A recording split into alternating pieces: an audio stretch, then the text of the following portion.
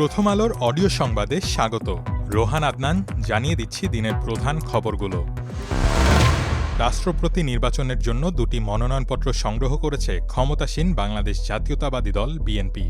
9 August প্রধান নির্বাচন commissioner CEC am Nasir উদ্দিনের কার্যালয় থেকে দলটি এই মনোনয়নপত্র সংগ্রহ করে। নির্বাচন কমিশন সূত্রে জানা গেছে, জাতীয় সংসদের চিফ হুইপ নুরুল ইসলাম মনি রোববার একটি মনোনয়নপত্র সংগ্রহ করেন। আরেকটি মনোনয়নপত্র সংগ্রহ করেন বিএনপির জ্যেষ্ঠ যুগ্ম মহাসচিব রুহুল কবির রিজভী। তবে তারা কার জন্য মনোনয়নপত্র সংগ্রহ করেছেন তা নিশ্চিত হওয়া যায়নি। অন্যদিকে রাষ্ট্রপতি পদে বাংলাদেশ জামায়াতে ইসলামী নেতৃত্বাধীন 11 দলীয় ঐক্যের প্রার্থী করা হয়েছে লিবারেল ডেমোক্রেটিক পার্টি এলডিপির চেয়ারম্যান কর্নেল অবসরপ্রাপ্ত অলি আহমেদকে। রোববার রাজধানীর মিন্টো রোডে বিরোধী দলীয় নেতার সরকারি বাসভবনে 11 দলীয় ঐক্যের শীর্ষ নেতাদের বৈঠকে এ সিদ্ধান্ত নেওয়া হয়েছে। বৈঠকের পর দুপুর 12টা 50 দিকে এক ব্রিফিংয়ে এ তথ্য জানিয়েছেন বিরোধী দলীয় চিফ হুইপ ও জাতীয় নাগরিক পার্টি এনসিপির আহ্বায়ক নাহিদ ইসলাম। দেশকে এগিয়ে নিতে আইনশৃঙ্খলা পরিস্থিতির ওপর গুরুত্ব আরোপ করে সবাইকে সতর্ক থাকার আহ্বান জানিয়েছেন প্রধানমন্ত্রী তারেক রহমান। তিনি বলেন, যারা শান্তি শৃঙ্খলা নষ্ট করতে চায় তাদের বিরুদ্ধে আমাদের সতর্ক থাকতে হবে। রোববার দুপুরে চট্টগ্রামের বাঁশখালীর বাহারছড়া এলাকায় ত্রাণ বিতরণ অনুষ্ঠানে প্রধান অতিথির বক্তব্যে তিনি একথা বলেন। প্রধানমন্ত্রী তার বক্তব্যে বলেন, দেশের মানুষের জন্য যদি কর্মসংস্থানের ব্যবস্থা করতে হয়, বিদেশি এবং দেশি বিনিয়োগকারী যারা আছে তাদের উৎসাহিত করে যদি কারখানা স্থাপন করতে হয়, তাহলে পূর্ব শর্ত হচ্ছে দেশে শান্তি শৃঙ্খলা থাকতে হবে। বিশৃঙ্খলা থাকলে চলবে না।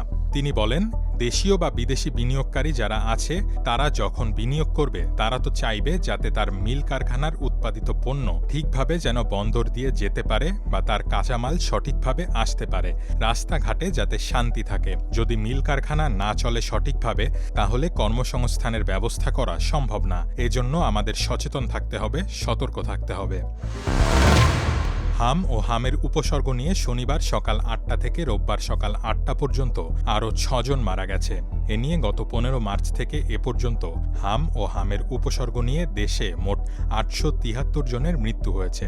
এছাড়া 24 ঘণ্টায় হাম ও হামের উপসর্গে আক্রান্ত হয়েছে 1063 জন। হাম শনাক্ত হয়েছে 75 জনের, আর উপসর্গে আক্রান্ত হয়েছে 988 জন। রোববার স্বাস্থ্য অধিদপ্তরের হাম বিষয়ক প্রতিবেদনে এ তথ্য জানানো হয়েছে।